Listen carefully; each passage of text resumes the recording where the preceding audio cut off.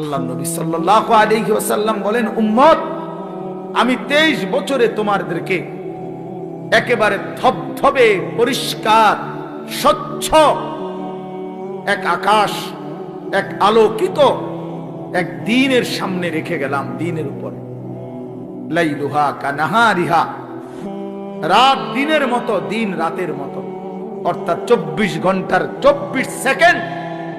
একটা সেকেন্ডের যে কোনো প্রশ্ন মাসআলা রাতের অন্ধকারে কিংবা দিনের আলোতে, ঘরের কোনায় কিংবা রাজপথে, বাজারে কিংবা হাটে, একাকী কিংবা প্রকাশ্যে, একজনের কিংবা 10 জনের, নারী কিংবা পুরুষের, ছোট কিংবা বড়, জওয়ান কিংবা বড় বুড়া, আমি প্রত্যেকের জীবনের 24 ঘন্টার প্রতিটা বিন্দু বিসর্গ নিঃশ্বাস পর্যন্ত উম্মত আমি স্পষ্ট বলে দিয়েছি। কারো কোনো কিছু, কারো কোনো বিষয় আমি অস্পষ্ট রেখে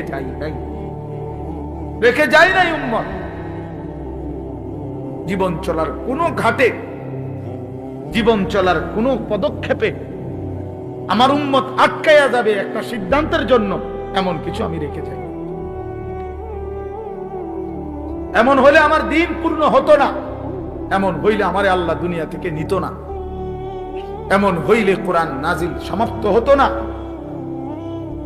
বরং যেদিন পূর্ণ হয়েছে সবকিছু 16 আনা, সেদিনই আমার আল্লাহ তাআলা আমাকে জানাইছে, আল ইয়াউমা আকমালতু লাকুম দীনাকুম, আজ বন্ধু আমি দিন পূর্ণ করলাম।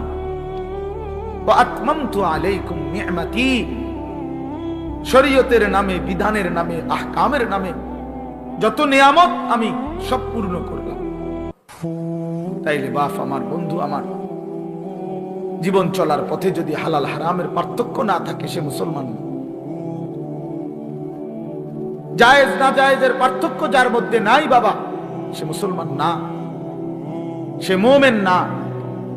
গুনার নাফরমানিতে লিপ্ত হয় যে আমি হই আর আপনি হন, সে ঈমানদার থাকে। কোরআন হাদিস আছে, একেবারে বিশুদ্ধ হাদিস।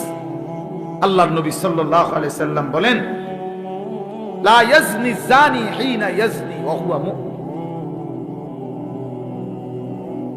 দোস্ত, নিষেধ করছিলাম না, দুজন চলে যাও এখান থেকে, বাইরে গিয়ে মোবাইলের ছবি উঠাও, ফালতু কোথাকার। তোমার মতো 2 জন উঠতে গেলে আরো 60 জন বইতে পারবে, জায়গা পায় না, দেখো না।